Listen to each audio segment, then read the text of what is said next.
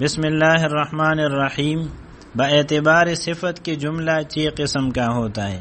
په اعتبار د صفت سره دا جمله چې دا نو دا پشپک قسمی. نمبر 1 مبینہ د ټولو ناول مبینہ ده جو پہلے جمله کو واضح کر دیں. مبینہ دا هغه جمله ته وی چې د دینه مخکې یو بل جمله وي او د هغه مطلب واضح نه وي نو دا جمله د لومبنه جمله مطلب واضح کی په دی وجه ته مبینه وي یعنی وضاحت کوونکی. لکه الکلمه علی ثلاثه اقسام کلمه په درې قسمه ده. دا لومبه جمله ده. اسم و فعل و حرف دا دویمه جمله ده چې اسم فعل او حرف دی. اس مثال میں پہلے جملہ کا مطلب صاف نہیں معلوم ہوتا تھا. په دې جمله کې د اولنې جملے مطلب چې دی نو آغاز صحیح واضح نو کہ وہ کون سی 3 قسمیں ہیں کہ آغا کم 3 قسموں نے دی. دوسرے جملہ نے اس کو بیان کر دیا کہ وہ 3 قسمیں اسم و فعل و حرف ہیں. نو دویم جملے دا آغی بیانو کچھ آغا 3 قسموں نے چی دی نو آغا اسم دی فعل دی او حرف دی. نمبر 2 معللہ. معللہ آغا جملے توی چی دا دین مخ کی یو جملہ راغلی وی او دا دویمه جمله د اغړومبه جمله علت او ریزن او وجہ بیان کی. جو پہلے جملہ کی علت بیان کری دا معللہ کا جملہ دا چدا ولنے جملے ریزن او علت بیان کی. جیسا کہ حدیث شریف میں ہے لا تصوموا فی هذه الایام تاسو روجا منی سے پدیر وضو کی فانها ایام اکل و شرب و بعال ځکه دا روزي چې دي نو دا د خوراک سکاک او د هم بسترې روزي دي. اوس په دې ځای کې لا تصوموا فی هذه الایام تاسو روزي منی سے په دې ورځو کې دا لومبه جمله ده. فانها ایام اکل و شرب و بعال ځکه دا روزي د خوراک سکاک او هم بسترې دي. دا دویمه جمله ده. دا دویمه جمله چې دا نو دا د لومبه جمله علت دی وجہ ده. تم روزہ نہ رکھو ان 5 دنوں یعنی عیدین و ایام تشریق میں.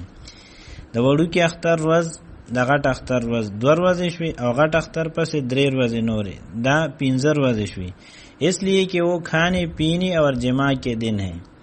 اس حدیث شریف کے پہلے جملہ میں 5 دن روزہ رکھنے سے منع فرمایا. 15 ورځو روزونه منع راغلی اور اس کی علت دوسرے جملے میں بیان فرمائی ہے کہ وہ کھانے پینے اور جماع کے دن ہیں.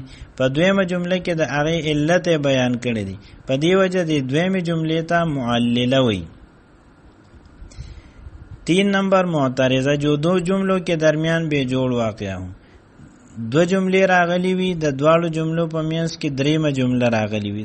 دغه منځمه جملې اولنې جملې سره تعلق ني دویمه جملې سره هم تعلق ني نو دیتا معترضه وی. جیسے قال ابو حنیفہ رحمہ اللہ النیت فی الوضوء لیست بشرط.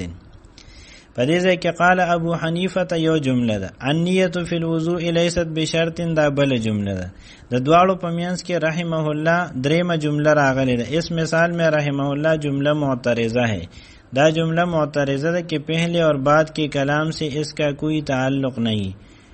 اولنی کلام سره چې قال ابو حنیفہ دی او دویم کلام سره چې النیت فی الوضوء لیست بشرط دې سره د دې اس تعلق نشته. دا یو جمله معترضه ده دواییه جمله ده.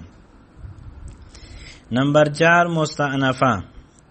مستأنفہ دا استیناف نہ دی. استیناف چې شروع ته وي وہ جملہ ہے جس سے نیا کلام شروع کیا جائے.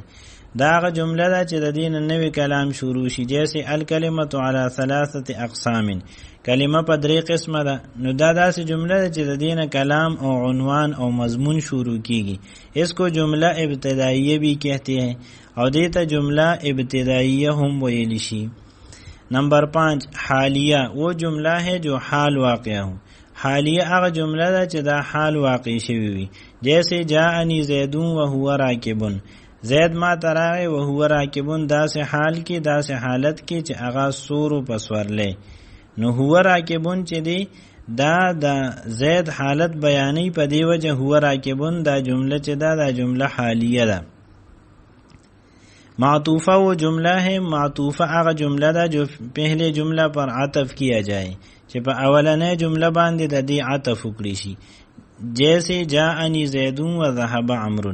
په په دې ځای کې جاءنی زیدون لومبنۍ جمله ده، ذهب عمرو دویمه جمله ده، او په منځ کې حرف عطف راغلی دی. حروف عطف چې دي نو د دې بیان رستو را روان دی. د دوه جملو منځ کې چې حروف عطف نه یو حرف راشي نو دویمه جمله د معطوفه په دغه وخت کې حسابېږي. نو دې ځای کې ذهب عمرو چې دی دا جمله معطوفه ده. واخر دعوانا ان الحمد لله رب العالمين.